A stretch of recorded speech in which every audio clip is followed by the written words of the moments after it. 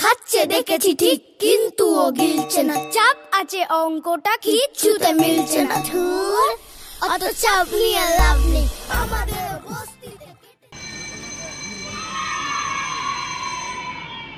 আমরা যেখানে থাকি মানে আমাদের পাড়াগুলো আপনাদের খুবই চেনা। মানে আপনারা এদিকে তাকান কিন্তু সেভাবে দেখেন না। কোথায় বলুন তো? ওই স্বপ্ন আর বাস্তবের ঠিক মাঝখানে। বল, তুই কি হবি বল? ও স্যার আমি ডাক্তার। ও স্যার আমি নার্স। ও স্যার আমি ইঞ্জিনিয়ার। ভাবতে তো ভালোই লাগছে, তাই না?